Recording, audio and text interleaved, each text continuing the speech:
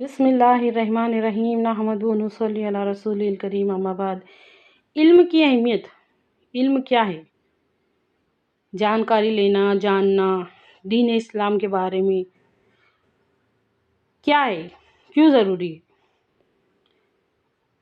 بات کو سمجھیے۔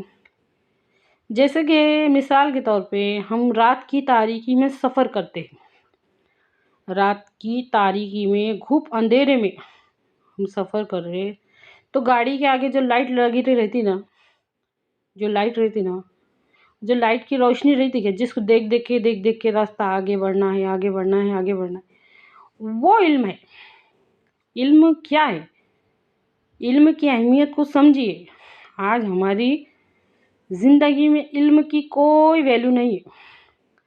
اندھیرے میں رہنے کی عادت پڑ گئی، غلامی میں رہنے کی عادت پڑ گئی۔ اچھی طرح سے سمجھیے اس بات کو۔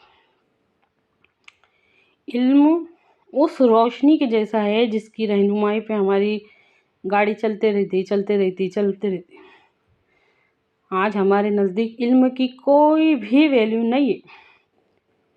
اگر ہم جانیں گے، سیرت النبی صلی اللہ علیہ وسلم سے ہم رہنمائی لیں گے، آگے بڑھیں گے تو یہ جو آج کا ہمارا ماحول ہے، نظام باطل کا اندھیرا، حالات کا اندھیرا، ماحول کا اندھیرا، یہ کیسے دور ہوگا؟ اس کو علم کی ضرورت ہے۔ علم کی ضرورت ہے۔ حضرت عمر رضی اللہ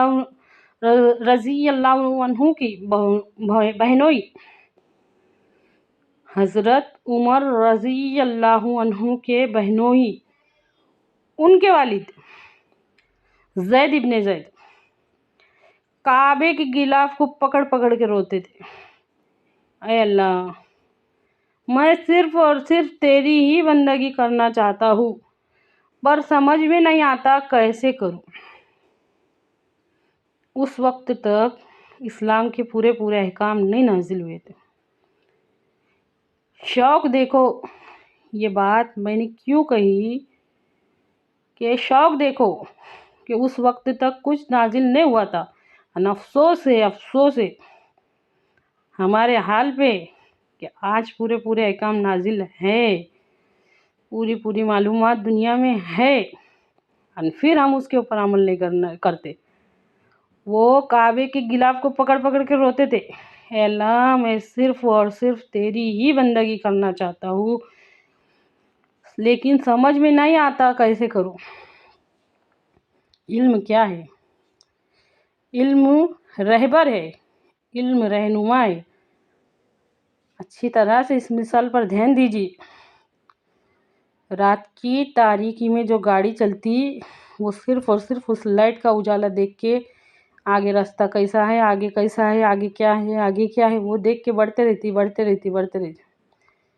آج ہم کو کیا کرنا ہے اس ماحول میں، اس حالات میں، دیکھو آس پاس کیا ہو رہا ہے۔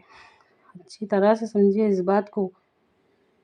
وہ دین جو ہمارے نبی صلی اللہ علیہ وسلم نے اور صحابہ رضی اللہ عنہ نے قربانیاں دے کر، اپنا خون بہا کر جس دین کی تکمیل کی تھی، آج اس کا حال کیا ہے دیکھو۔ ہم تو یا سلجھ گئے کہ ہم کو کیا کرنے کا، کیا نہیں کرنے، کتنا کرنا ہے، کتنا نہیں کرنا ہے، یا سلجھ گئے، بس دنیا میں گرفتار ہو کے مست ہو گئے۔ شیطان کا مقصد یہی ہے، مست رکھو ذکر و فکر و صبح میں سے، پختہ تر کر دو مزاج خانقاہی میں سے۔ ایک حدیث بیان کرتی ہوں۔ ایک مرتبہ اللہ تعالیٰ نے حضرت جبرائیل علیہ السلام سے فرمایا، اے جبرائیل، جاؤ فلاں بستی کو جا کے تلپٹ کر دو، اس کو الٹ دو۔ اس پر حضرت جبرائیل علیہ السلام نے کیا کہا، غور سے سنو، یا اللہ، اس بستی میں تیرا فلاں بندہ ایسا بھی ہے جس نے پلک کے جھپکنے کے برابر بھی معصیت میں نہیں گزارا، یا اللہ اس نے پلک جھپکنے جتنا بھی گناہ نہیں کیا، یا اللہ کیا اس پہ بھی پلٹ دوں؟ غور سے سنو جواب کو۔ اللہ تعالیٰ کی غضب کی آواز کیا آئی؟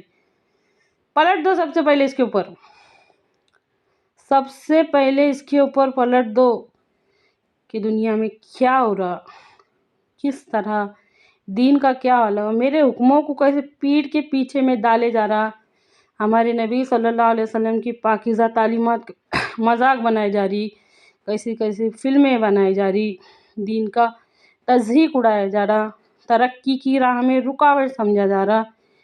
یہ پڑھے اپنا مست رکھو ذکر و فکر و صبحگاہی میں سے، پختہ تر کر دو مزاج خانقاہی میں سے۔ یہ پڑھے اپنا اپنی خانقاہ میں بیٹھ کے اللہ اچھی طرح سے سمجھیے اس بات کو، غور کیجیے اس بات میں۔ کسی نے ماں پہ سے گالی دیا، اپنوں کے بارے میں کس نے برا بولا، خون کھولنے لگتا کہ نہیں؟ آج ہمارے دل کو کیا ہو گیا، اچھی طرح سے سمجھیے۔ تزکیہ نفس، اس کے ساتھ ساتھ عمل میں بدلاؤ، دوسروں کے بولنے سے پہلے اپنے اصول ہم کو یاد دینا، ہمارے نبی صلی اللہ علیہ وسلم کے اصول کیا ہے، ہم اس عمل میں بدلاؤ لائیں گے جب دنیا یہ سب دیکھیں گی کہ یہ کیسے بدل رہے، اس کے بعد انشاءاللہ بدلنا شروع ہوگا۔ یا اللہ کہنے سننے سے زیادہ عمل کی توفیق دے، آمین۔